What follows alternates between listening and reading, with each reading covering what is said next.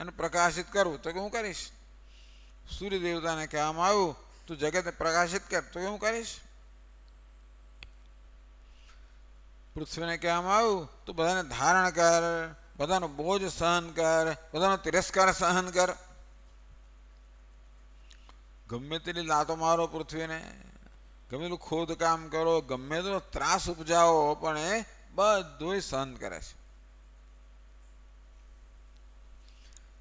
આ મનુષ્ય સિવાય જગતમાં જે કંઈ સર્જન છે એ બધા જ ભગવાને સર્જેલા નિયમોનું પાલન કરે છે. એકમાત્ર મનુષ્યને જ ભગવાને સ્વતંત્ર બુદ્ધિ આપી છે, અને તેથી કાયદાનો ભંગ કરવાની સ્વતંત્રતા એક મનુષ્યને આપી છે ભગવાને. તેથી જો જીવનમાં કે જગતમાં કોઈ કાયદાનો ભંગ કરી શકે તો એકમાત્ર મનુષ્ય જ છે. તો સ્વામીજી, ભગવાને શું કરવા મનુષ્યને આવી સ્વતંત્રતા આપી હશે?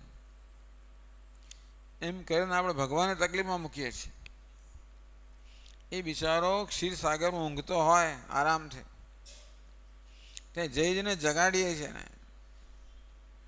પૃથ્વી ગાયનું રૂપ લઈને બ્રહ્માજી પાસે જાય, બધા દેવતાઓ જાય અને ભગવાનને પ્રાર્થના કરી અને જગાડે કે ભગવાન તો મહેરબાની કરીને પૃથ્વી પર અવતરો અને આ બધો પાપનો બોજ દૂર કરો. આ પાપ શું વસ્તુ છે? બસ કાયદાનો ભંગ કરવો એનું નામ પાપ, અને કાયદાનું અનુસરણ કરવાનું નામ પુણ્ય. તો જગતમાં જે નિયતિ છે, જે નિયમ છે, જે વ્યવસ્થા છે, જે સંવાદિતા છે, એને અનુસરવું. જગતમાં ક્યાંય દંભ નથી તો મારામાં દંભ ના હોય. જગતમાં દરેક વસ્તુમાં સત્ય પ્રામાણિકતાથી વર્તે છે, સત્યતાથી વર્તે છે, એ પ્રકાર મારે વર્તું. જગતમાં ક્યાંય કોઈ બિનજરૂરી હિંસા થતી નથી. આમ એવું કહેવાય કે જીવો જીવસ્ય જીવન, અર્થાત એક જીવ બીજા જીવ પર આધારિત છે, અને એમ જોવા જઈએ તો હિંસા થતી એમ જણાય છે, તો માત્ર પોતાની જરૂરિયાત પૂરતી જ. કોઈ જીવ બીજા જીવની હિંસા પોતાની જરૂરિયાત કરતાં વધારે કરતો નથી. પેલા વાઘને એમ ના થાય કે ચાલો આજે જે મળે બધાનું ખતવાચ કરી નાખવું, એમ કરીને જે તૈયાર, એવું નથી થતું. પેટ ભરાઈ જાય એટલે બેસી જાય શાંત, જતો રહે. ઘણી વાર તો આપણી પાસે થઈને પસાર થઈને જતો રહે એવું બને. જો તમે ગભરાઈને ભાગી ના જાઓ તો એ જતો રહે. બિનજરૂરી હિંસા તો માત્ર મનુષ્ય જ કરે છે ને. એને જ આ બધા રિવોલ્વર ને પિસ્તોલો ને આ બધું ઉત્પન્ન કરનાર એ જ છે ને. બીજા કોઈ શસ્ત્રો અસ્ત્રો ઉત્પન્ન કર્યા છે? નથી કર્યા. આમ બીજા હિંસા કરવી, બીજા પર દાદાગીરી કરવી, બીજાને દાબમાં રાખવો, બીજાનું શોષણ કરવું, બીજાનો લાભ લેવો, આ પ્રકારની વૃત્તિ તો મનુષ્યમાં જ છે. બીજાના હક પર તરાપ મારવી, આ બધી વૃત્તિઓ માત્ર મનુષ્યમાં છે. આનું નામ જ હિંસા. આ બધો બોજ છે. કદાચ આવી હિંસા કરવાના કારણે આપણને કશુંક તાત્કાલિક લાભ થતો હશે. જૂઠું બોલવાને કારણે પણ આપણને કશુંક તાત્કાલિક લાભ થતો હશે. નહીં થતો એમ નહીં તો કોઈ ના બોલાય. જૂઠું બોલવાથી કશો લાભ ન થતો તો કોઈ ના બોલે. ક્યારે કોઈ લાભ થતો હોય કે ગેરલાભ અટકતો હોય, એમાંથી એક વસ્તુ. એટલે આ કાયદાનું પાલન કરવું સહેલું નથી. પેલા હિંસા કરવાના આવેગને આપણે કાબૂમાં ન રાખીએ, આપણા ક્રોધને, આપણા દ્વેષને કાબૂમાં ન રાખીએ તો અહિંસાનું પાલન ન થાય. આપણા લોભને કાબૂમાં ન રાખીએ તો પ્રામાણિકતાનું, સત્યનું પાલન ન થાય. આમ અહિંસા, સત્ય, અસ્થેય, બ્રહ્મચર્ય, અપરિગ્રહ, અમાનિત્વમ, અદંભિત્વમ, અહિંસા, શાંતિ, આર્જવમ. આવા જે બધા મૂલ્યો ભગવદ્ ગીતામાં ભગવાન શીખવે છે. એ બધાની પાછળ એક મુખ્ય પ્રયોજન એ છે કે આપણા જે સ્વાભાવિક આવેગો છે એ આવેગો પર એ આવેગોને આપણે કાબૂમાં રાખવા પડે. અને કાબૂમાં જેમ જેમ રાખતા જઈએ તેમ ધીમે ધીમે ક્ષીણ થતા જાય. આપણો મનનો બોજ દૂર થતો જાય. આપણે ખૂબ બોજ લઈને જન્મ્યા છે. આ બધા આવેગો જ બોજ છે. એ આપણને ત્રાસ આપે છે. આમ ક્રોધ છે, દ્વેષ છે, આ બધું મને જ રંજાડે છે. મારા મનની શાંતિનો ભંગ કરે છે અને મારા મનમાં પ્રસન્નતાનો અનુભવ કરવા દેતા નથી. અને તેથી આપણે મૂલ્યોનું પાલન કરીએ, નિયમોનું પાલન કરીએ, કાયદોનું પાલન કરીએ તો આ બધા આવેગોમાં કાબૂમાં રાખવા જ પડે. શરૂઆતમાં જરા મુશ્કેલ જણાય પણ ધીમે ધીમે ધીમે આપણામાં આંતરિક શક્તિ આવતી જાય. શરૂઆતમાં આપણામાં એટલી શક્તિ હોતી નથી એટલે આપણે આવેગોનો વશ થઈ જતા હોઈએ છીએ. ક્રોધ કર્યા પછી ખ્યાલ આવે કે મારાથી થઈ ગયો. જુઠ્ઠું બોલ્યા પછી ખ્યાલ આવે કે બોલાઈ ગયો. પણ ધીમે ધીમે ધીમે આપણે સભાન બનતા જશું. જો આપણને મૂલ્યનું મૂલ્ય હશે. અમારા સ્વામીજી કે ધ વેલ્યુ ઓફ વેલ્યુઝ, મૂલ્યનું મૂલ્ય. તો મૂલ્ય કોને કહેવાય? મૂલ્યનું મૂલ્ય મૂલ્યવાન બને ત્યારે મૂલ્ય આપણા માટે મૂલ્ય બને. આ તો મેં ગુજરાતી કરીને કહું. When the value of a value becomes valuable to you, then it becomes a value. અર્થાત અહિંસા, સત્ય વગેરે મૂલ્યો મૂલ્યવાન છે. એનાથી પ્રાપ્ત થતો ભૌતિક લાભ મૂલ્યવાન નથી. એ માત્ર મૂલ્યનો આભાસ છે.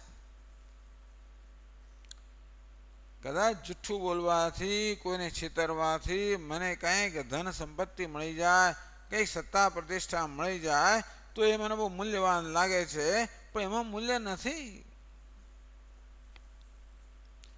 આ બધી દુન્યવી સિદ્ધિઓમાં આપણને સુખ આપવાની કોઈ ક્ષમતા નથી. ખાલી ભ્રમ જ છે આપણા મનમાં કે આ ધન સંપત્તિ કે સત્તા પ્રતિષ્ઠા આપણને સુખ આપે છે. આ ભ્રમ છે, એ હકીકત નથી. એ ભ્રમને કારણે આપણે આ મૂલ્યનો ભોગ આપીએ છીએ. પણ એકવાર નિશ્ચય કર્યો કે નહીં, હું તો ટકી રહીશ, હું આવેગોને તાબે નહીં થવો. એકવાર મારા મનમાં સમજ પડી કે આ મૂલ્યો દુન્યવી સિદ્ધિઓ કરતાં વધારે મૂલ્યવાન છે. એ મારા મનને અંતર્મુખ બનાવે છે, મારું ઘડતર કરે છે, મારા મનને અંતર્મુખ બનાવે છે અને જે આંતરિક શાંતિ કે પ્રસન્નતા મારો સ્વભાવ છે એનો અનુભવ કરાવે છે. એમ જેમ જેમ સમજાતું જશે તેમ તેમ આ મૂલ્યો મૂલ્યવાન બનશે. અને તો પછી હું મારા પ્રલોભનોને કાબૂમાં રાખી શકીશ. બહુ પ્રલોભનો છે બધા.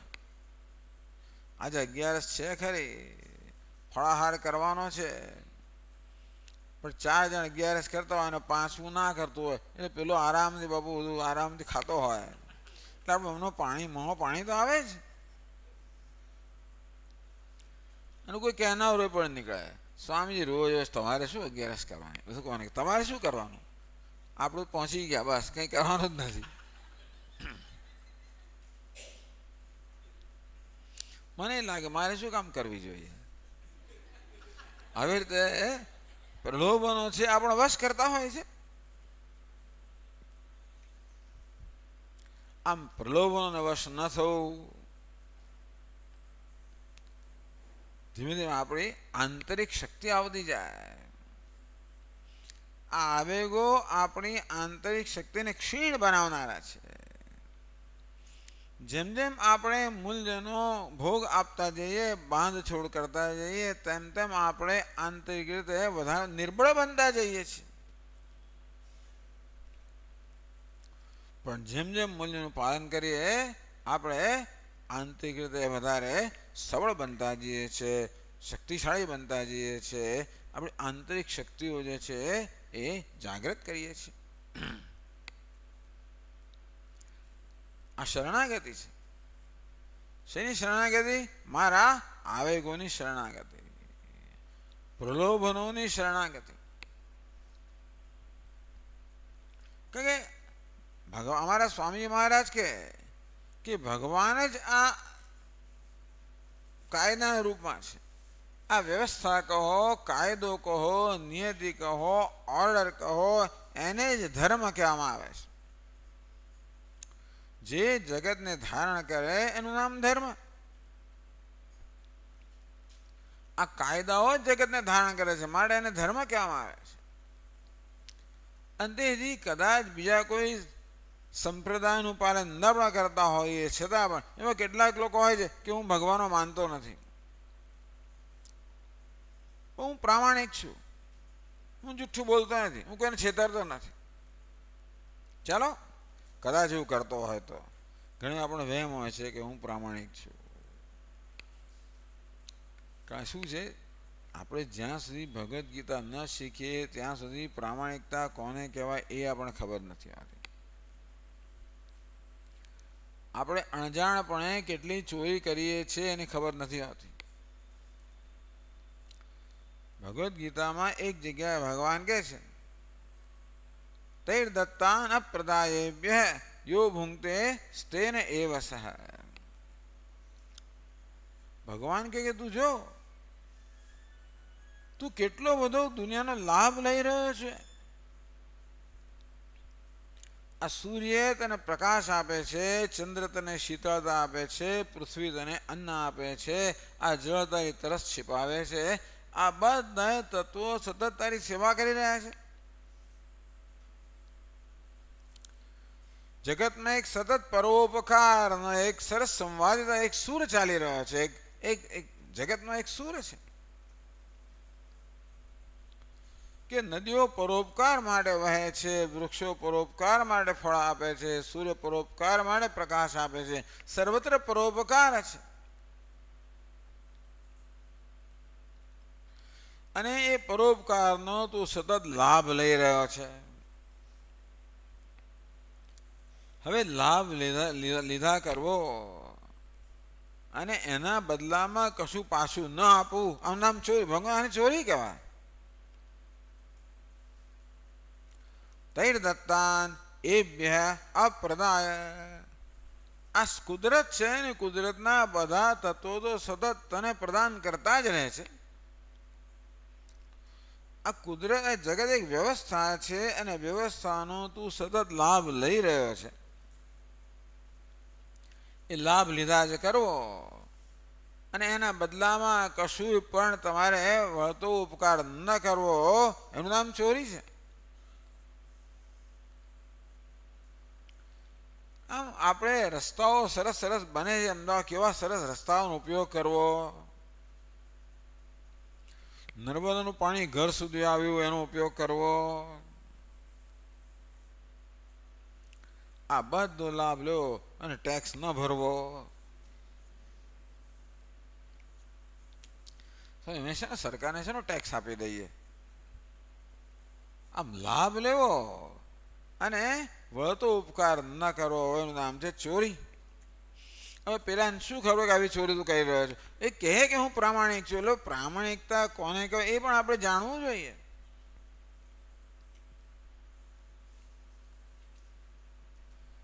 અને જ્યાં સુધી જીવનમાં ઈશ્વર ના હોય ત્યાં સુધી આ બધા મૂલ્યોનું પાલન પણ બહુ અઘરું છે. વારંવાર આપણે આપણા આવેગોના તાબે થઈ જતા હોય છે. વારંવાર આપણે પછડાટો ખાઈએ છીએ. અંતે વખતે ઈશ્વરની સહાય કે ઈશ્વરનો અનુગ્રહ અત્યંત આવશ્યક છે. એટલે કે ઈશ્વરના અનુગ્રહ વગર આપણે જીવનમાં ખરેખર કંઈ કરી શકીએ જ નહીં. તો એવું અભિમાન ધરાવતો હોય કે હું ઈશ્વરને માનતો નથી છતાં પણ હું તો પ્રામાણિક છું, એને માનવું મારા માટે મુશ્કેલ છે. પ્રામાણિકતા એટલે મન વચન અને કર્મ વચ્ચે સંવાદિતા. મનસ્યેકમ વચસ્યેકમ કર્મણ્યેકમ મહાત્મનામ. જે મનમાં છે એ જ વચનમાં છે, એ જ કર્મમાં છે, એ મહાત્માનો સ્વભાવ છે. એ પ્રકારની એકતા સરળ નથી જો ભગવાનનો અનુગ્રહ ન હોય તો. એટલે ઈશ્વરના અનુગ્રહ આપણે કંઈ કરી શકતા નથી. એટલે ઈશ્વર તો આપણે જીવનમાં જોઈએ જ. અને શરણાગતિ એ ઈશ્વરને આપણા જીવનમાં લાવવા માટે, આપણા જીવનમાં ઈશ્વરને પ્રવેશ આપવા માટેનું દ્વાર કયું? શરણાગતિ. એ દ્વારા ભગવાન આપણા જીવનમાં પ્રવેશ કરે. એ રીતે આપણે એના અનુગ્રહના ભાગી બનીએ.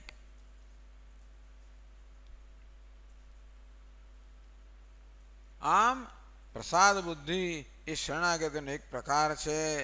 અને ધર્મનું પાલન, મૂલ્યોનું પાલન એ શરણાગતિની બીજી કક્ષા છે. એમ કરતા કરતા શું થાય? એક તો સમજવાનું, આ સાથે સાથે જીવનમાં પ્રાર્થના તો હોવી જ જોઈએ, કારણ કે સતત ઈશ્વરના અનુગ્રહની આવશ્યકતા રહેશે જ. ભગવાનની પ્રાર્થના તો જોઈએ છે. એટલે જ ભગવદ્ ગીતામાં છેલ્લા શ્લોકમાં કહ્યું, યત્ર યોગેશ્વર કૃષ્ણ યત્ર પાર્થો ધનુર્ધર. જ્યાં યોગેશ્વર કૃષ્ણ હોય અને ધનુર્ધર પાર્થ હોય. યોગેશ્વર કૃષ્ણ એટલે ભગવાનની કૃપા, ભગવાનનો અનુગ્રહ. અને પાર્થ ધનુર્ધર એટલે આપણો પ્રયત્ન. આ બે વસ્તુ સાથે હોવી જોઈએ. આપણો પ્રયત્ન અને ઈશ્વરનો અનુગ્રહ,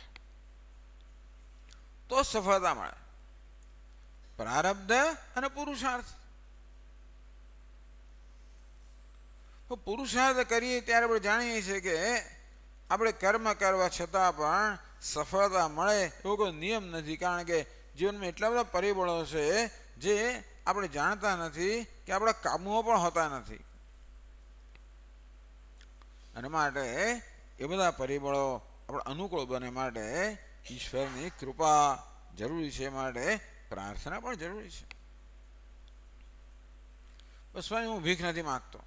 ઘણા લોકોને પાછું પ્રાર્થના કરવામાં નાના આવે, ભિક્ષા ન માગો. તો તું કરે છે શું? પણ ભીખ માગવા છે, બીજું શું કરે? દરેક દરેક ઈચ્છાની પાછળ ભીખ રહેલી જ છે ને. આપણા મનમાં એક પછી એક ઈચ્છાઓ જન્મથી જાય. ઈચ્છા શું વસ્તુ છે? ભીખ જ છે ને. મને આ જોઈએ છે, મને આ જોઈએ છે, મને આ જોઈએ છે. અને તારી ઈચ્છાઓ કોણ પૂરી કરી રહ્યું છે? હું પૂરી કરી રહ્યો સ્વામીજી. મારા પુરુષાર્થથી આ મેં બધું બાંધેલું છે, મારા પુરુષાર્થે આ બધું મેં સર્જેલું છે. તું કોને પુરુષાર્થ કહે છે? મારી બુદ્ધિ, મારી શક્તિ, મારી તાકાત, મારી આવડત, મારી કુશળતા. તને બુદ્ધિ કોણે આપી? આવડત કોણે આપી? કુશળતા કોણે આપી? આ તો તને આપવામાં આવ્યું ને. તું જન્મ્યો ત્યારે કશું નહોતું તારી પાસે. આ બધું તે જેમ જેમ તારો ઉછેર થતો ગયો તેમ તેમ આ બધું પ્રાપ્ત કરતો ગયો. એ તને આપવામાં આવ્યું છે એવું નથી. અરે અમારા સ્વામી મહારાજ કે ભાઈ આપણી વ્યક્તિગત સંપત્તિ આમની વસ્તુ જ નથી, જે છે બધું આપવામાં જ આવેલું છે. આ દેહ પણ ઈશ્વરની ભેટ છે. આ જ્ઞાનેન્દ્રિયો, કર્મેન્દ્રિયો બધી ઈશ્વરની ભેટ છે. આપણું મન, આપણી બુદ્ધિ, આ બધું ઈશ્વર આપેલી ભેટ છે. ભગવાન આપણને જ્ઞાન શક્તિ આપી, ઈચ્છા શક્તિ આપી, ક્રિયા શક્તિ આપી. બુદ્ધિ દ્વારા આપણે નવું નવું જ્ઞાન પ્રાપ્ત કરી શકીએ, મનમાં નવા નવા સંકલ્પ કરી શકીએ, સર્જન કરી શકીએ, હાથ પગ વાણીથી નવા નવા કર્મ કરી શકીએ. આ બધું આપનાર તો ભગવાન. એનો ઉપયોગ કરીને ત્યાં સર્જ્યું, ભલે સારું કર્યું, પરંતુ આ બધું સર્જન કરવા માટે જે કંઈ સામગ્રીની જરૂર છે એ બધી સામગ્રી આપણા તો ઈશ્વર જ છે ને. એટલે અમારા સ્વામીજી કે ઘણા લોકો એમ કે આઈ એમ સેલ્ફ મેડ મેન, અંગ્રેજીમાં કહેવાય સેલ્ફ મેડ મેન એટલે શું કે મેં જાતે આ બધું સિદ્ધ કર્યું છે. એટલે પણ you are made by home? તું સેલ્ફ મેડ તે તારી જાતને બનાવે? સેલ્ફ મેડ એટલે મેં જાતે મારું સર્જન કર્યું? ના. આમ આપણા જીવન પર વિચાર કરીએ ત્યારે ઈશ્વરની કૃપા કેવી રીતે આપણા જીવનમાં સતત વ્યાપ્ત છે એ આપણે જોઈ શકીએ અને તરત આપણું મસ્તક નીચે નમી જાય આભારથી, કૃતજ્ઞતાથી. ભજનમાં કૃતજ્ઞતા હોવી જોઈએ. કૃતજ્ઞતા કોને કહેવાય? કોઈએ આપણા પર ઉપકાર કર્યો હોય એની નોંધ લેવી. કૃતજ્ઞ કૃતમ જાનાતિ કૃતજ્ઞ, પોતાના પર થયેલા ઉપકારને જ જાણે છે, નોંધ લે છે, સભાન છે એને કૃતજ્ઞ કહેવાય. પણ ખાલી જાણીને બેસી નહીં રહેવાનું, પછી વળતો ઉપકાર કરવો, અને આમ કર્તવ્ય, આમ આપણી ફરજ બજાવવી, કર્તવ્યનું પાલન કરવું એ પણ શરણાગતિનો એક પ્રકાર જ છે. એની પાછળ એક સમજ રહેલી છે કે મારા પર સદ ઉપકાર થઈ રહ્યો છે અને માટે વળતો ઉપકાર કરવો એ મારું કર્તવ્ય છે. મનુષ્ય સિવાયની જે બાકીના જે બધા જીવો છે એ બધા તો સતત ઉપયોગી થાય છે. એ બધા કુદરતની સામગ્રીનો ઉપયોગ કરે છે અને ઉપયોગી થાય છે. દરેક વસ્તુ હંમેશા કોઈને કોઈ પ્રકારે પોતાનો ફાળો આ જગતના સંચાલનમાં આપતું જ હોય છે. એક નાનામાં નાનો અણુ પણ જગતના સંચાલનમાં પોતાનો ફાળો આપે જ છે. એક મનુષ્ય જ એવો છે જેને ફાળો ન આપવાની સ્વતંત્રતા છે. કેવો છે? સ્વાર્થી છે. આપણો મોટો બોજ કયો છે? આ સ્વાર્થ એક મહાન બોજ છે. એટલે ભગવાન આપણને કહે છે કે ભાઈ તું તારા પર જે ઉપકાર થાય છે એના બદલામાં વળતો ઉપકાર કર. તું કર્મ કર, એની પાછળ વળી પાછી ઉપકારની અથવા તો વળતરની અપેક્ષા ના રાખીશ. તું જે કર્મ કરે છે, જે પ્રયત્ન કરે છે એ દ્વારા કંઈ બીજા પર ઉપકાર કરતો નથી. જે ઉપકાર થયો છે માત્ર એ તું પાછો વાળે છે. મેં કોઈની પાસે 1000 રૂપિયા લીધા હોય આ શરત સાથે કે દર મહિને મારે 100 રૂપિયા પાછા આપવા, તો દર મહિને 100 રૂપિયા આપું એ કઈ ઉપકાર કરું છું? ના, પર મારા પર જે ઉપકાર થયો છે માત્ર એ પ્રત્યુપકાર કરું છું ને. તેવી રીતે જે કંઈ આપણે કરતા હોઈએ ખરેખર તો એ ભગવાન જે આપણા પર સતત ઉપકાર કરી રહ્યો છે. ભગવાન એટલે આ જગતના રૂપમાં કુદરતના રૂપ વ્યક્ત થયેલો, આપણે માત્ર એને પાછું જ વાળવાનું છે. એટલે ખરેખર જોવા જઈએ તો કશું માંગવું એ યોગ્ય જ નથી. સ્વામી માગ્યા વગર તો માય ના પીરસે. માં કદાચ નહીં પીરસતી હોય તો ભગવાન તો કહે છે યોગક્ષેમમ વહામ્યહમ. ભગવાન કહે હું તો મારા ભક્તના યોગ અને ક્ષેમનું વહન કરનાર છું. જે આપણી પાસે નથી એને પ્રાપ્ત કરવું એને યોગ કહેવાય, અને એ છે એના રક્ષણને ક્ષેમ કહેવાય. એટલે ખરેખર જોવા જઈએ તો આપણા યોગ અને ક્ષેમનું વહન ભગવાન જ કરી રહ્યો છે. આપણે અભિમાન ધરાવીએ છીએ કે આપણે કરી રહ્યા છીએ. ગાડા નીચે કૂતરું ચાલતું હોય અને માને કે હું ગાડાને ભાર વહન કરી રહ્યો છું. આપણે માનીએ છીએ કે આપણે આપણા યોગ અને ક્ષેમ વહન કરી રહ્યા છીએ, પણ ખરેખર તો ઈશ્વર કરી રહ્યો છે, આપણી દ્વારા કરી રહ્યો છે. આપણને યોગ્ય શક્તિ પ્રદાન કરીને આપણને તક પ્રદાન કરે છે ને, ઓપોર્ચ્યુનિટી. એવા સંજોગો ઊભા કરવા. એમ કહેવાય છે, કોઈ કહે છે કે સફળતા એટલે શું? ક્યારે સફળતા મળે? To be there at the right place at the right time. યોગ્ય સમયે યોગ્ય સ્થિતિમાં આપણે હોઈએ તો આપણે સફળ બનીએ. અને આપણો મિત્ર 2 મિનિટ મોડો આવે અને બીજો બસ ચૂકી જાય.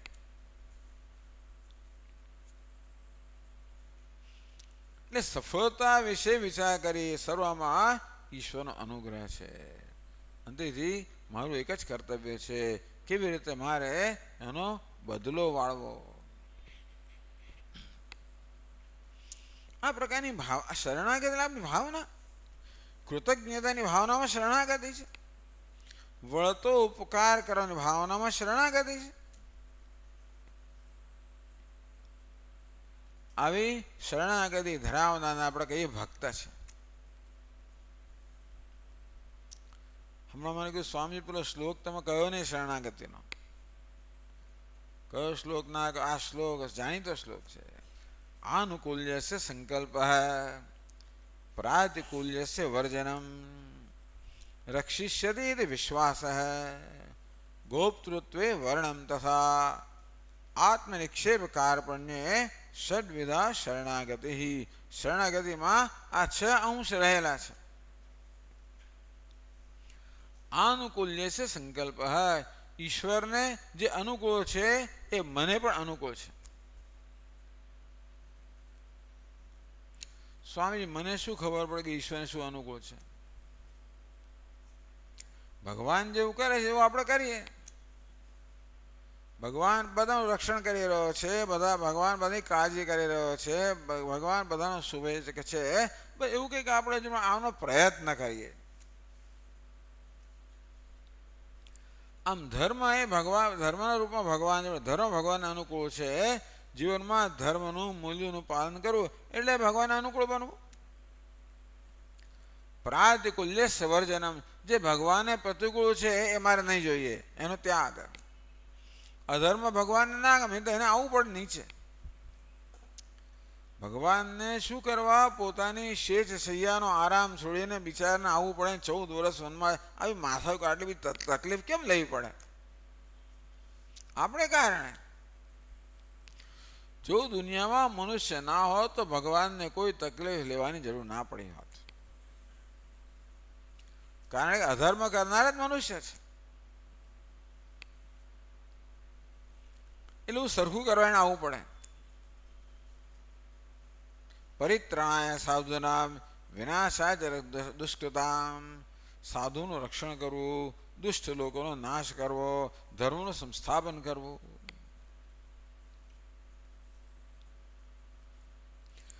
પ્રાતિકૂલ્ય સવર્જનમ. ભગવાનને હું તકલીફ નહીં આપો. હવે ભગવાનને બોજરૂપ નહીં થવું, ભગવાનને ટેન્શન નહીં કરાવો.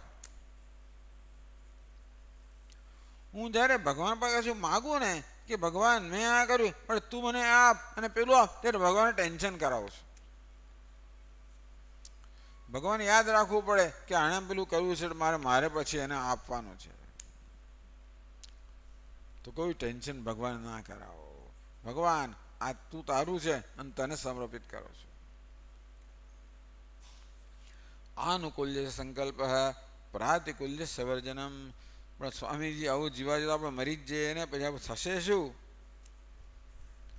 બધું તમે કહો છો, બધું નિષ્કામ કર્મ કરતા જઈએ ને આપણે આપણું ધ્યાન ન રાખીએ તો આપણું ધ્યાન કોણ રાખે? રક્ષિષ્યતિ ઇતિ વિશ્વાસ. ભગવાન મારું રક્ષણ કરશે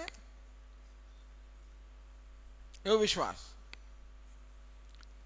રક્ષણ કરે એટલે મારું ધાર્યું કરે એવો નિયમ નથી. એ જે આપે ને રક્ષણ માનવાનું. પછી સૂકી રોટલી આપે તો એને રક્ષણ કર્યું માનવાનું. આ ભક્ત આવું માને. આપણે તો કહીએ કે મને સરસ પકવાન આપે તો એને રક્ષણ કર્યું કહેવાય. એ રક્ષણની વ્યાખ્યા ભગવાન કરે, આપણે નહીં કરવાની. રક્ષિષ્યતિ ઇતિ વિશ્વાસ ગોપ્તૃત્વે વર્ણમ તથા. ભગવાન જ મારો રક્ષક છે, બીજા કોઈને જીવનમાં રક્ષક તરીકે સ્વીકારતો નથી. કોઈ ધન સંપત્તિ સત્તા પ્રતિષ્ઠા કશામાંથી હું રક્ષણની અપેક્ષા નથી રાખતો. ઈશ્વર જ રક્ષક છે. આત્મનિક્ષેપ કાર્પણ્ય પોતાની જાતને સમર્પિત કરવી ભગવાનને, અને કૃપણતા દીનતા નમ્રતા. આપણો જે ઘમંડ છે ને એ ક્યાંથી આવે છે? એ અવિવેકમાંથી આવે છે, અણસમજમાંથી આવે છે કે મેં આવું સર્જન કર્યું. હમણાં જ વાત કરી તે પ્રમાણે આપણે વિચાર કરીએ કે કોઈ પણ સિદ્ધિ ક્યારે પ્રાપ્ત થાય છે? જ્યારે સર્વ અવસ્થામાં ઈશ્વરનો અનુગ્રહ રહેલો હોય તો જ કોઈ પ્રકારની સફળતા પ્રાપ્ત થાય. અત્યારે આટલું પ્રવચન અપાઈ રહ્યું છે, ભગવાનનો કેટલો અનુગ્રહ છે. આ વાણી ક્યારે બોલી શકે? જ્યારે અગ્નિ દેવતાનો અનુગ્રહ હોય ત્યારે. તમારા કાન ક્યારે સાંભળી શકે? જ્યારે દિગ દેવતાનો અનુગ્રહ હોય ત્યારે.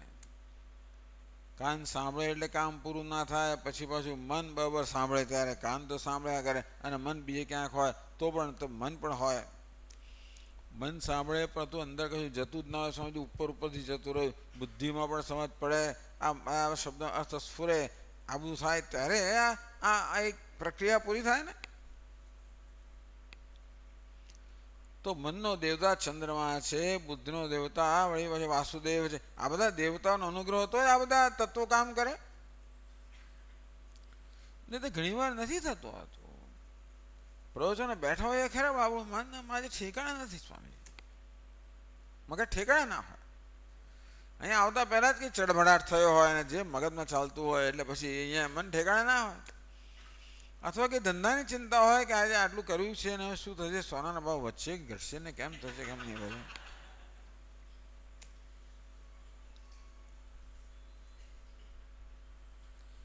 એટલે આપણે અહીંયા બેઠા છીએ અને આપણું મગજ પણ સાથે બેઠેલું એ બહુ મોટી વસ્તુ છે. આપણામાં ચિત્તની એકાગ્રતા હોય, આપણે એકાગ્રતાથી શ્રવણ કરીએ, શ્રદ્ધાથી શ્રવણ કરીએ, પ્રેમથી શ્રવણ કરીએ. આમાં શું સ્વામીજી નવું કહ્યું હોય અને આ વસ્તુમાં ક્યાં ક્યાં કરો છો એમ કરે એવું કેમ મેં આપણું મન કે એમાં શું?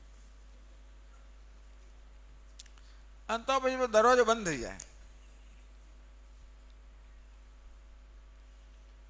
એટલે મનનો આપણે સહકાર મળે, બુદ્ધિનો સહકાર મળે, આપણી સાથે હોય, આપણે અનુકૂળ બને, એ બહુ જ મોટી સિદ્ધિ છે. એ ક્યારે થાય? આ ઈશ્વરની કૃપા હોય ત્યારે. સ્વકર્મણાત્મવ્યર્ચે સિદ્ધિમ વિંદતી માનવ. ભગવાન કે પોતાના કર્મ ભગવાનની આરાધના રૂપમાં કરતા કરતા ઈશ્વરના પ્રસાદથી, એના અનુગ્રહથી મનુષ્ય એવી સિદ્ધિ પ્રાપ્ત કરે, અંતઃકરણ શુદ્ધિ પ્રાપ્ત કરે. બધું મન બોધથી આવેગોથી મુક્ત થતું જાય, અંતઃકરણ શુદ્ધ થતું જાય. તેમ પછી આપણી દ્રષ્ટિ બદલાતી જાય. આ મનની અશુદ્ધ એટલે મનમાં રાગ દ્વેષ જે છે, આવેગો છે, જે શુદ્ધ છે, એ જેમ ઓછા થતા જાય તો મન આપણું નિર્મળ બનતું જાય. પ્રસાદસ્તુ પ્રસન્નતા, ધીમે ધીમે પ્રસન્નતા જન્મતી જાય. આપણે સ્વતંત્ર બનતા જઈએ. સુખ માટે, સલામતી માટે આપણે દુનિયા પર આધાર રાખવાની જરૂરિયાતથી ધીમે ધીમે મુક્ત થતા જઈએ. આપણે ધીમે ધીમે કહેવાય સ્વનિર્ભર બનતા જઈએ.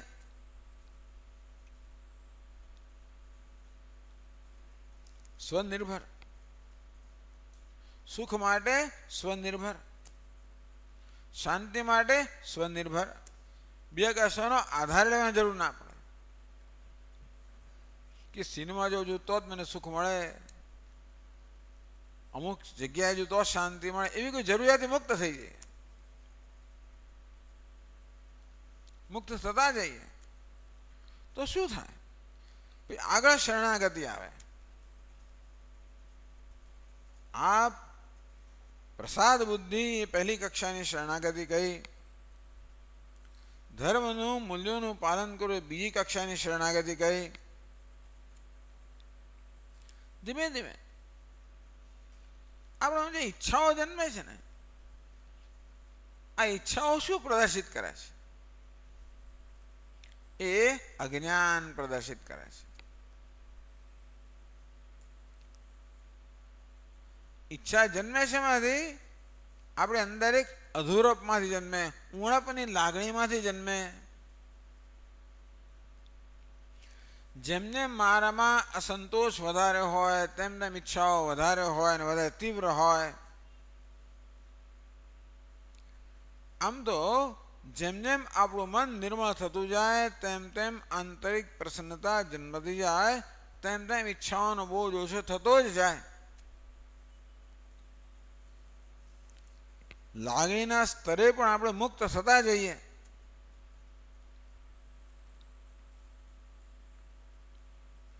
તો મન પછી વિચારતું થાય, મન આપણું સાત્વિક બને. રાગ અને આવેગો, રજોગો અને તમોગો નું દબાણ, અંદર પ્રેશર હોય છે, પ્રેશર. મોટે ભાગે આપણે પેલા અંદર દબાણથી કામ કરતા હોઈએ છીએ.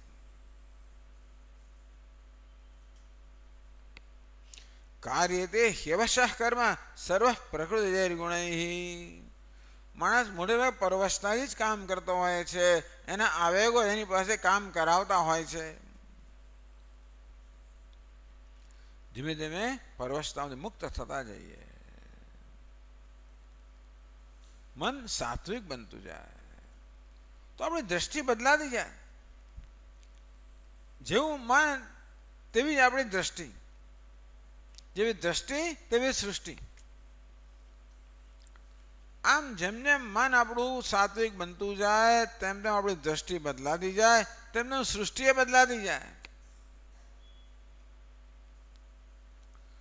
હવે આપણને બધે ભગવાનનો અનુગ્રહ દર્શન થવા માંડે, ધીમે ધીમે ભગવાનના દર્શન થવા માંડે. મન વિચાર કરતું થાય, કઈ ઈચ્છાઓ જે મારા મનમાં જન્મ્યા કરે છે, આ ઈચ્છાઓને પોષણ આપવું જે હું આપતો આવ્યો છું, એ ખરેખર કોઈ વિવેકનું કાર્ય છે? એ ખરેખર બુદ્ધિપૂર્વકની વસ્તુ છે? આજે સંસારની ઝંઝટમાંથી મુક્ત થઈએ ત્યારે આપણે જરા આપણા જીવનની આ મૂળભૂત વસ્તુ વિશે વિચારતા થઈએ. કે ઈચ્છાઓ પૂરી કરવા છતાં પણ ઈચ્છાઓનો તો ક્યારે અંત આવતો જ નથી. આ બધી ઈચ્છા દ્વારા હું કંઈક જીવનમાં ઈચ્છી રહ્યો છું. શું ઈચ્છી રહ્યો છું? આટલી બધી ઈચ્છાઓ પૂરી કરવા છતાં, જીવનમાં આટલી બધી સિદ્ધિઓ પ્રાપ્ત કરવા છતાં પણ હજી જો મને સંતોષ ન જન્મ્યો હોય તો મારે શું સમજવાનું? એનો અર્થ એવો થયો ને કે બહારની ગમે તેટલી સિદ્ધિઓ પ્રાપ્ત કરું અને તો પણ એ સિદ્ધિઓ મને સંતોષ આપવા માટે સમર્થ નથી. હું ધીમે ધીમે આપણે સમજાતું જાય. પરીક્ષ લોકાન કર્મચિતાન બ્રાહ્મણ નિર્વેદ માયા નાસ્ત કૃત કૃતેન. ઉપનિષદ કહે કે જેમ આપણું મન નિર્મળ થતું જાય તેમ વિચારશીલ થતું જાય. પરીક્ષ લોકાન, આપણા જીવનનું કે સર્વૈયું કાઢતા જઈએ. સર્વૈયું કાઢવાની બે રીત છે. એક તો બોટમ લાઈન, નફો અને પેલે એટલે ભાઈ જમાન ઉધાર, એનું સર્વૈયું પણ એ એક વસ્તુ છે. પણ બીજું સર્વૈયું એવું છે કે મારા જીવનમાં કેટલે અંશે મેં સંતોષ પ્રાપ્ત કર્યો, આ જગતના પદાર્થો કેટલે અંશે મને સંતોષ આપી શકે એમ છે, એમના પ્રત્યે જે એક મિથ્યા આકર્ષણ છે એ ધીમે ધીમે ઓછું થતું જાય. આપણે આ ભૌતિક કે આ જગતના પદાર્થોમાંથી મળતા સુખની મર્યાદાઓ સમજતા જઈએ કે દુનિયાના પદાર્થો ખરેખર સુખ આપતા નથી, સુખ આપવાનો આભાસ જ ઉત્પન્ન કરે છે. જેમ પેલું ઝાંઝવાનું જળ એ દૂરથી જળ જેવું દેખાય તો ખરું, પણ માત્ર જળનો આભાસ. તેવી રીતે ભલે આ દુનિયાના પદાર્થોમાં કે સિદ્ધિઓમાં મને સુખ ભાસતું હોય, એ સુખ આપતા જણાતા હોય, પણ ખરેખર તો એ સુખ ત્યાંથી નથી આવતું, એ સુખ તો અંતરમાંથી આવે છે. કોઈ પણ ક્ષણે આપણે જ્યારે સુખનો અનુભવ કરતા હોઈએ ત્યારે ભલે આપણું મને માનતું હોય કે સુખ ત્યાંથી આવ્યું, ખરેખર તો એ સુખ આપણા અંતરમાંથી આવતું હોય છે. ધીમે ધીમે વિવેક જાગૃત થતો જાય, વિવેકમાંથી વૈરાગ્ય જાગૃત થતો જાય, વૈરાગ્યમાંથી જ્ઞાન મળવાની ઈચ્છા જાગૃત થતી જાય. મામેકમ શરણમ વ્રજ, એનો અર્થ બદલાતો જાય. એકમાત્ર ભગવાનનું શરણ, અને ભગવાન કેટલા છે? એક જ છે. વિવેક, વૈરાગ્ય, આ બધી ઈચ્છાઓની પાછળ કઈ ઈચ્છા છે? આટલી બધી ઈચ્છાઓ પૂરી કરવા છતાં પણ જો ઈચ્છાઓનો અંત ન આવતો હોય તો પછી ખરેખર હું શું ઈચ્છું છું એવું માણસ વિચારતો થાય. ત્યારે ધીમે ધીમે માણસે સમજ પડતી જાય કે મને તો અનંતની ઈચ્છા છે. કોઈ પણ મર્યાદિત વસ્તુ મને ક્યારે પણ સ્થાયી સુખ ના આપી શકે.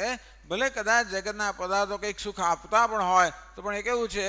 અસ્થાયી, નશ્વર સુખ છે. મને તો શાશ્વત સુખની ઈચ્છા છે.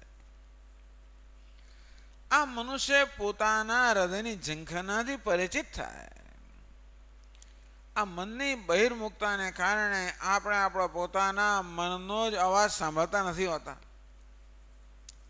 આ મન બિચારો કંઈક કહી રહ્યું છે પરંતુ એ સાંભળવાની ફુરસદ નથી, કારણ કે બહારનો ઘોંઘાટ એટલો બધો છે.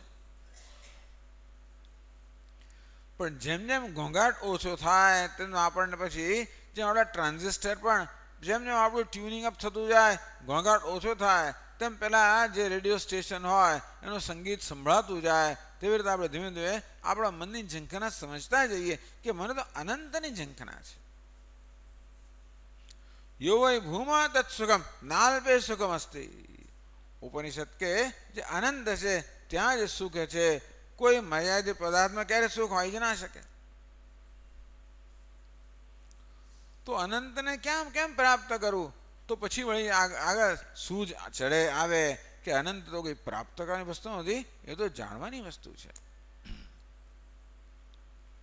તદ્વિજ્ઞાનાર્થમ સદગુરુમેવાભિગચ્છેત.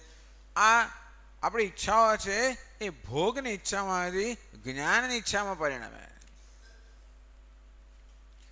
મનમાં જ્યારે રજોગુણની પ્રધાનતા હોય ત્યારે મન હંમેશા ભોગ ઈચ્છે. પરંતુ શરણાગતિને કારણે, પ્રસાદ બુદ્ધિને કારણે, જીવનમાં કાયદાનું પાલન કરવાને કારણે, ધર્મને કારણે, કર્તવ્યને કારણે, પ્રાર્થનાને કારણે જેમ જેમ મન નિર્મળ બનતું જાય, સાત્વિક બનતું જાય, ત્યાં ભોગની ઈચ્છામાંથી જ્ઞાનની ઈચ્છા જન્મે. હવે આ જગતના પદાર્થોમાં જે પ્રેમ છે એને બદલે ઈશ્વરમાં પ્રેમ જન્મે, શાસ્ત્રમાં પ્રેમ જન્મે, જ્ઞાનમાં પ્રેમ જન્મે.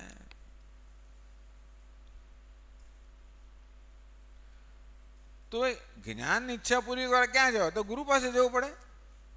તદ્વિજ્ઞાનાર્થમ સદગુરુમેવાભિગચ્છેત. એ જ્ઞાન પ્રાપ્ત કરવા માટે એણે ગુરુ પાસે જ જવું જોઈએ. તો જ્ઞાન કેમ પ્રાપ્ત થાય? કહેવામાં આવ્યું આત્માવાર દ્રષ્ટવ્ય, શ્રોતવ્ય, મંતવ્ય, નિધિધ્યાસિતવ્ય. યાજ્ઞવલ્ક્ય ઋષિ મૈત્રેયને કહે કે હે મૈત્રેય, આત્માવારે દ્રષ્ટવ્ય. હે મૈત્રેય, આત્માનું દર્શન કરવું જોઈએ,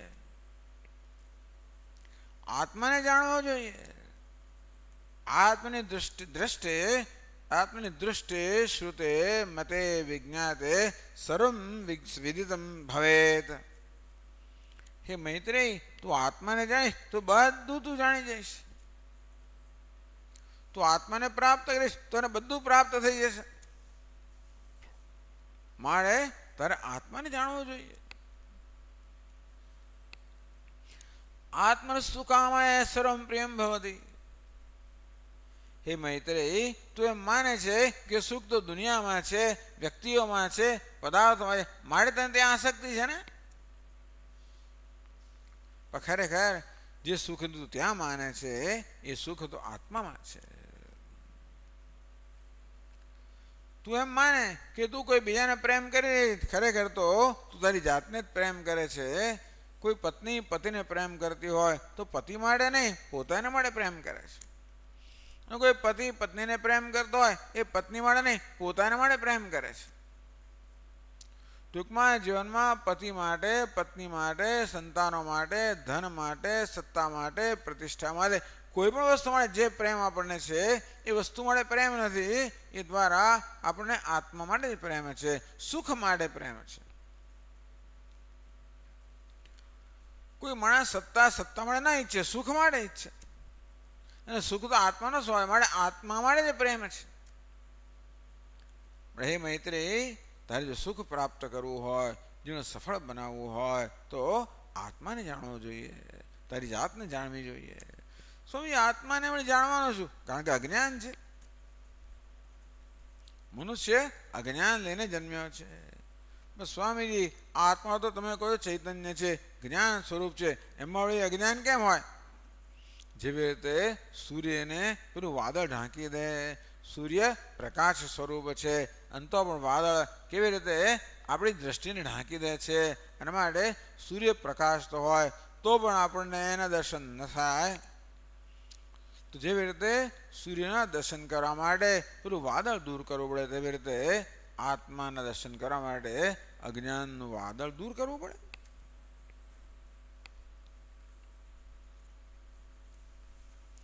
કેવી રીતે?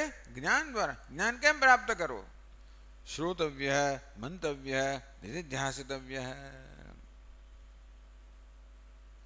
આત્માનું શ્રવણ કરવું જોઈએ. ક્યાંથી? ગુરુ મુખેથી. એ શ્રવણ એમને એમ ના થાય. તદ્વિદ્ધિ પ્રણિપાતેન પરિપ્રશ્નેન સેવયા. ભગવાન અર્જુનને કહે, હે અર્જુન, આ ગુરુ જરૂર તને ઉપદેશ કરશે, પણ પહેલા એક ભૂમિકા બંધાવી જોઈએ. ગુરુને તારા પ્રેમ જન્મવો જોઈએ. ગુરુ તો બધાને પ્રેમ કરે, કેમ કે ગુરુ તો એમને શું, એ તો ખરું, પણ વિશેષ પ્રેમ જન્મવો જોઈએ. સામાન્ય પ્રેમ તો બધા માટે હોય, પણ વિશેષ પ્રેમ જન્મવો જોઈએ. વિશેષ પ્રેમ કોને કહેવાય તમને કહું? આ યાજ્ઞવલ્ક્ય જ મૈત્રીને કહે છે. આ કથા જાણીતી છે.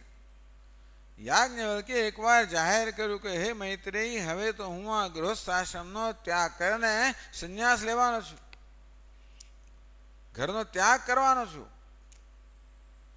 પણ મૈત્રેયી, તું ચિંતા ન કરીશ, કારણ કે મારી જે કંઈ સંપત્તિ છે ને એ બધી તારી ને કાત્યાયની બે વચ્ચે વહેંચવામાં આવી છે, માટે મારી ગેરહાજરી તમને કોઈ તકલીફ નહીં પડે. તો મૈત્રેયીએ તો એક મોટું મહાન આશ્ચર્યજનક એક પ્રશ્ન કર્યો કે હે ભગવાન, આખી દુનિયાની સંપત્તિ મને પ્રાપ્ત થાય તો હું અમર બનું ખરી કે ના બનું?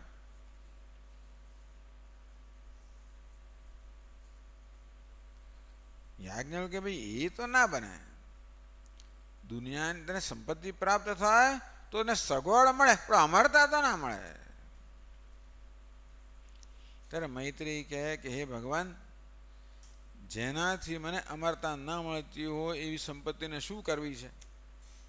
તમે છોડીને જાઓ છો અને મને આપીને જાઓ છો. જો સંપત્તિમાંથી અમરતામાં તો શું કામ યાજ્ઞવલ્ક્ય છોડે ભાઈ? માટે મને સંપત્તિ ના જોઈએ, તમારી પાસે જે છે ને, જેને કારણે તમારામાં અમરતા છે, એ મને આપો. યાજ્ઞવલ્ક્ય છક થઈ ગયા, ખુશ થઈ ગયા. હે મૈત્રેયી, તું તો હંમેશા મને પ્રિય રહી છે, પણ આજે વિશેષ પ્રિય છે.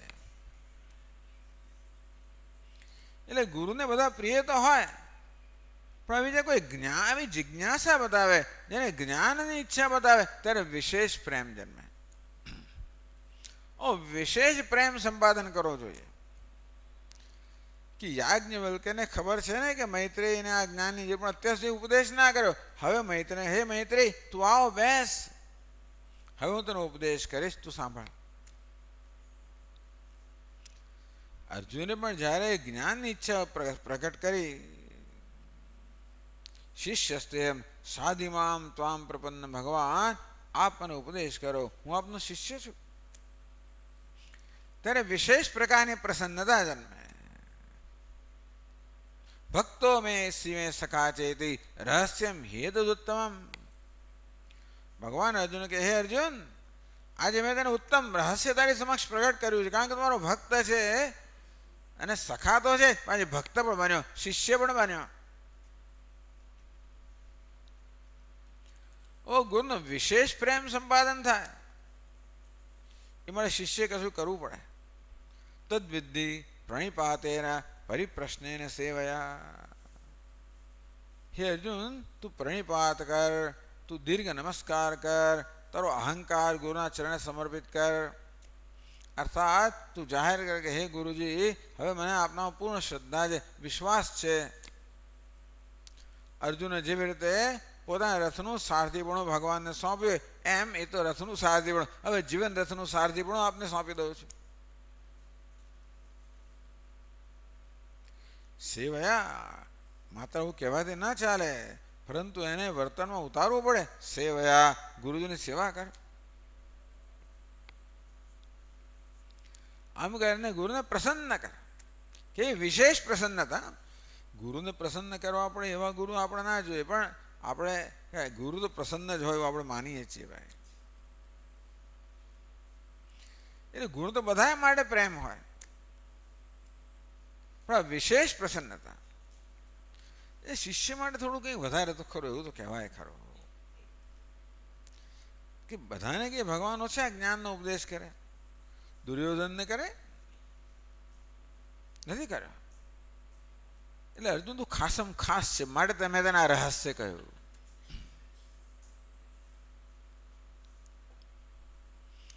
એવું રહસ્ય આ ગુરુઓ પોતાના શિષ્યો સમક્ષ પ્રગટ કરતા હોય. એ માટે શિષ્ય ગુરુનો વિશેષ પ્રેમ પ્રાપ્ત કર્યો હોય, ઊંધું હૃદય જીતી લીધું હોય.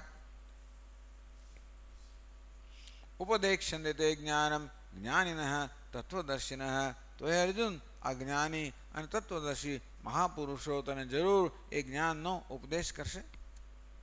આ શરણાગતિ. કોની શરણાગતિ? ઈશ્વરને, પણ ગુરુ દ્વારા. આ ગુરુ છે ને એ તો આપણે ઈશ્વર વચ્ચેની એક કડી છે. ટેલિફોન છે. ટેલિફોન શું છે? આપણી ને સામેની પાર્ટી, એની વચ્ચે એક કડી છે ને જોડનાર.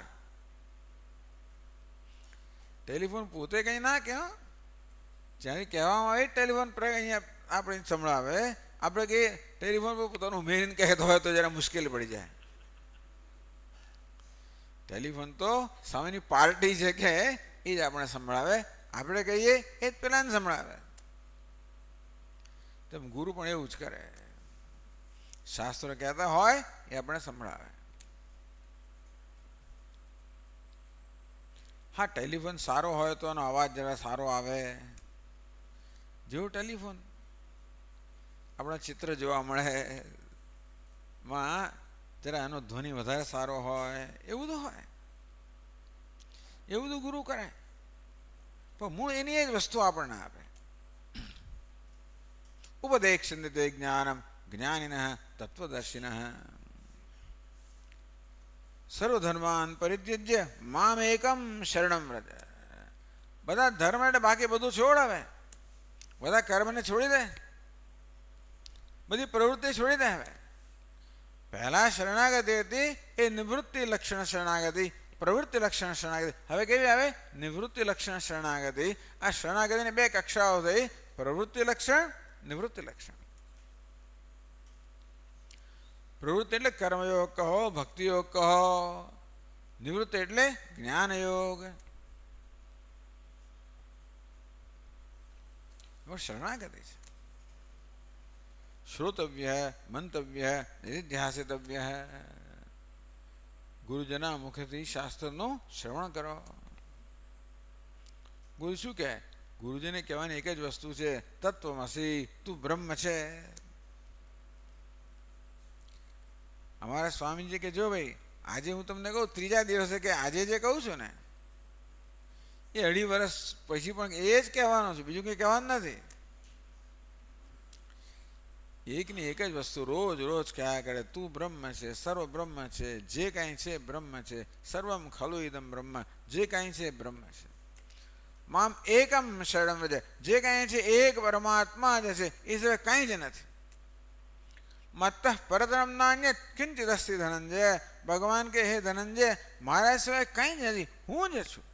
આ જીવ નામની કોઈ વસ્તુ નથી, જગત નામની વસ્તુ નથી, એક જ છે ઈશ્વર પરમાત્મા જ છે, બીજું કંઈ નથી. એકમ શરણમ વ્રજ, આ ઐક્ય દ્વારા શરણાગતિ છે. આ છેલ્લી શરણાગતિ, જેમાં શિષ્ય પોતાની જાતને સમર્પિત કરે છે. આના માટે હંમેશા આપણે બલિરાજાની પ્રસિદ્ધ કથા, બહુ સુંદર કથા છે. ભગવાને બલિરાજા પાસે 3 પગલા જમીનની માગણી કરી અને પછી ફરી ગયા એટલે ટૂંકમાં માગણી કરી ત્યારે આટલા હતા, અને જ્યારે પગલા ભર્યા ત્યારે વિરાટ સ્વરૂપ થઈ ગયા. એ તો સારું છે કે ભાઈ બલિરાજાએ કે વાંધો ના ઉઠાવ્યો કે મહારાજ આપણો કોન્ટ્રાક્ટ આપણો આવો નહોતો. 3 પગલા આપવાનો જે કોન્ટ્રાક્ટ હતો ને, એ કોને હતો? તો વામનને હતો. 3 પગલા ભરનાર કોણ છે? વિરાટ. ના ના, હું ના આપું એવું ના બોલ્યો, પણ એ બહુ મોટો ભક્ત હતો. અને ભગવાન પણ એક પગલામાં આખું જગતમાં આપેલું, અર્થાત બલિરાજાએ જે કે સત્કર્મ કર્યા છે, જેને કારણે આ લોકમાં જે કે સુખ પ્રાપ્ત થવાનું છે, એ બધું ભગવાને લઈ લીધું. બીજા પગલામાં પરલોકમાં આપી લીધું, અર્થાત બલિરાજે જે બીજા કર્મ કર્યા છે, જેને કારણે પરલોકનું સુખ પ્રાપ્ત થવાનું છે, એ બધું પણ લઈ લીધું. એવું હોય તો પેલો બલિરાજ એ બાજુ જાય, મન ક્યારે જાય? બ્રહ્મલોકમાં સ્વર્ગલોકમાં ક્યારે જાય? જ્યારે આપણી પાસે હોય ત્યારે બધું છીનવી લીધું. એટલે બલિરાજા પાસે હવે આ લોક અને પરલોકમાં સુખનું કોઈ સાધન જ ના રહ્યું. બલિરાજાએ જે કે સંપાદન કરેલું પુણ્ય કર્મ, એ બધું ભગવાને ઝૂંટવી લીધું, ખૂંચવી લીધું. હજી 3જું પગલું બાકી રહ્યું. અને પછી ભગવાન બલિરાજાને દબડાવે છે કે તે તો 3 પગલા આપવાનું મને વચન આપેલું, 3જું પગલું ક્યાં મૂકું? અત્યંત નમ્રતા સાથે બલિરાજ કે ભગવાન આપ મારા મસ્તક પર મૂકો. ઓલો આ એક જગ્યા બાકી રહી ગઈ છે, હજી આ અહંકાર બાકી રહી ગયો છે, એના પર મૂકો. કોઈ પ્રકારની દયા વગર. આમ ભગવાન દયાળુ કહેવાય, પણ બહુ ક્રૂર હતો, ઝૂંટવી લેવામાં ક્રૂરતા. અને 3જું પગલું મસ્તક પર મૂકીને પેલાને ક્યાં ને ક્યાંય રસા તમે ચાંપી દીધું છેક. આમ બલિરાજ હારી ગયો કે જીતી ગયો? હારી પણ ગયો ને જીતી પણ ગયો. બ્રહ્માજી ભગવાન પછી ભગવાન આ તો કઈ જાતનો ન્યાય છે? આ બલિરાજા આપનો ભક્ત છે, આપને સમર્પિત છે, એને બધું સમર્પિત કર્યું, ઉપરથી આપે એના માથા પર પગ મૂક્યો, પાછું એને પાતળો ચાંપી દીધો. આવું કેવું? ભગવાન કે હું જ્યારે અનુગ્રહ કરવા માંગુ ત્યારે બધું ઝૂંટવી જ લઉં. આ એની અનુગ્રહ કરીને જાત જાતની રીતો છે. મને એક રીત આવી છે કે બધા ભક્તોનું ઝૂંટવી લે, પણ ખરો ભક્ત થયો ત્યાં સુધી ના ઝૂંટવે.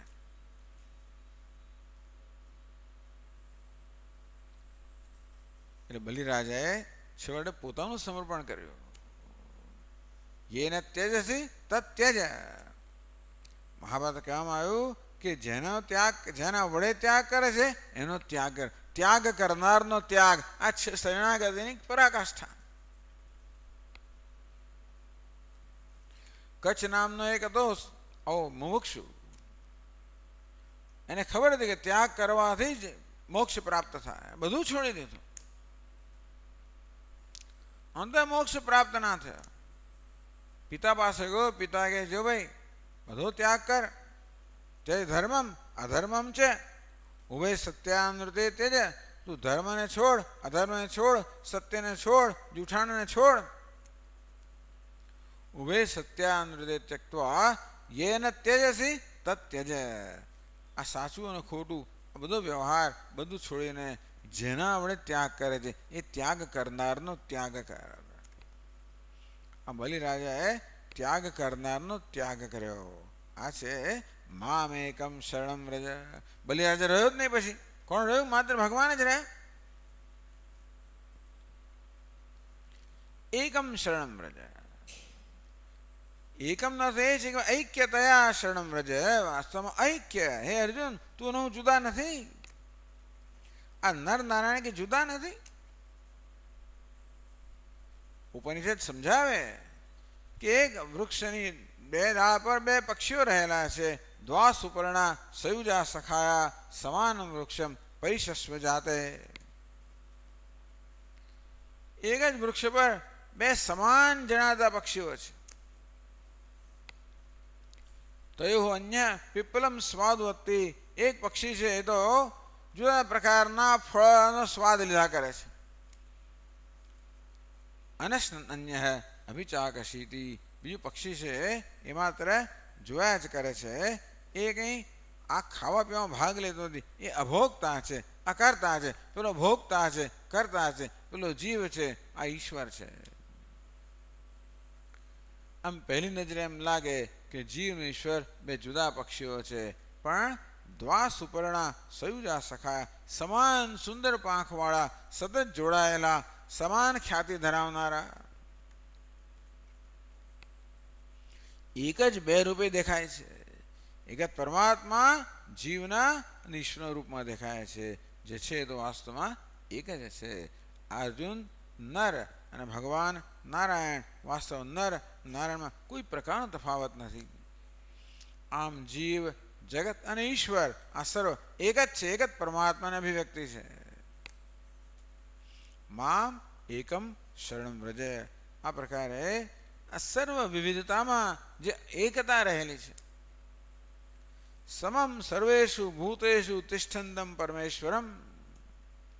પ્રાણી માત્રમાં સમાન ભાવે જે પરમાત્મા રહેલો છે. વિનશ્યત્સુ અવિનશ્યંતમ. બધા નશ્વરમાં જે શાશ્વત છે, અનેકમાં જે એક છે, આ સમાનમાં સમાન છે, એ પરમાત્મા અને જે આત્મતયા જાણે છે એ જ જાણે છે. મામ એકમ શરણમ વ્રજ. એક મારું શરણ લે, એટલે ઐક્યતયા મારું શરણ લે. શરણાગતિની પરાકાષ્ઠા એ છે કે વાસ્તવમાં જીવ અને ઈશ્વર એક જ છે. તેથી જીવ નામની કોઈ હસ્તી રહેતી જ નથી. દૃષ્ટાંત આપે, સરસ દૃષ્ટાંત આપે છે ઉપનિષદની અંદર. કેવી રીતે જ્યાં પેલા બે હતા એક કેમ રહી જાય છે. યથા નદ્ય સિંધમાનાઃ સમુદ્રે અસ્તમ ગચ્છન્તિ નામ રૂપે વિહાય. જેવી રીતે વહી રહેલી નદીઓ જ્યારે સમુદ્રને મળે છે ત્યારે એમને નામરૂપ છોડી દે છે. નદીનો અસ્ત થઈ જાય છે. નદી જ્યારે સમુદ્રને મળે ત્યારે નદીનો અસ્ત થઈ ગયો. કશાનો અસ્ત થયો? અસ્ત થાય એ વસ્તુનો જ અસ્ત થયો, માત્ર નામરૂપનો અસ્ત થયો. પણ નદીનું વાસ્તવિક સ્વરૂપ શું છે? જળ છે, સમુદ્ર છે. હવે શું કહેવાય છે? હવે સમુદ્ર કહેવાય છે. પહેલા જે નદી કહેવાતી હતી હવે એ સમુદ્ર કહેવાય છે. અલ્પ નામરૂપનો ત્યાગ કરવાને કારણે એને અનંત સમુદ્રની પ્રાપ્તિ થઈ. આમ બે એક ભ્રમ છે. ઐક્ય એ જ માત્ર વાસ્તવિકતા છે. આ પ્રકારનો ઉપદેશ આપણને ભગવદ્ ગીતામાં પ્રાપ્ત થાય. સર્વધર્માન મામ એકમ શરણમ વ્રજ. તું તારી જાત સર્વ ધર્માન પરિત્યજ્ય. ધર્મ એટલે તારો અહંકાર, તારો રાગ, તારો દ્વેષ, તારી ઈચ્છાઓ, આ બધું બોજ છોડ. શરણમ વ્રજ, શરણાગતિ એ કોઈ ક્રિયા નથી. એ ખરેખર દ્રષ્ટિ જ છે. એ જ્ઞાનને શરણાગતિ કહેવાય. પ્રસાદ બુદ્ધિ છે કે એ કોઈ ક્રિયાનું નામ નથી. શું કરીએ તો પ્રસાદ બુદ્ધિ કહેવાય? પ્રસાદ બુદ્ધિ તો આપણી દ્રષ્ટિ છે ને, ભાવના છે. મારી સમક્ષ જે આવ્યું એને કઈ રીતે જોવું એ તો મારે નક્કી કરવાનું ને. આજે મારી સમક્ષ પ્રસાદ એ મારી ભાવના છે. હું ધર્મનું પાલન કરું એમાં પણ કોઈ કર્મ નથી. એ ધર્મ બુદ્ધિમાં દ્રષ્ટિ જ છે કે આ વાસ્તવ મારું કર્તવ્ય છે. આ જ મારા માટે યોગ્ય છે. અને જ્ઞાનમાં કોઈ કર્મ નથી, એ પણ દ્રષ્ટિ છે. આમ સર્વસ્તરમાં શરણાગતિ એ દ્રષ્ટિ જ છે, જે આપણને ધીમે ધીમે દ્વૈતમાંથી અદ્વૈત તરફ લઈ જતી હોય છે અને અદ્વૈતમાં અદ્વિતીયતામાં પરિણમતી હોય છે. મામ એકમ શરણમ વ્રજ. આ સાથે આપણે અહીંયા ચર્ચા પણ સમાપ્ત કરીએ છીએ. ઓમ. હું માનું છું કે આ પ્રશ્ન પૂછનારના ઉત્તરો મળી ગયા હશે અને તેથી એમને જુદા ઉત્તર આપવાની જરૂરિયાત જોતો નથી. છતાં પણ એવું લાગે તો મને વ્યક્તિગત સ્તરે મળી શકાય તો પ્રશ્નોનો સમાધાન પ્રાપ્ત થશે. ઓમ પૂર્ણમદ પૂર્ણમિદમ પૂર્ણાત પૂર્ણમુદચ્યતે પૂર્ણસ્ય પૂર્ણમાદાય પૂર્ણમેવાવશિષ્યતે. ઓમ શાંતિ શાંતિ શાંતિ. હરિ ઓમ. શ્રી ગુરુભ્યો નમઃ. હરિ ઓમ.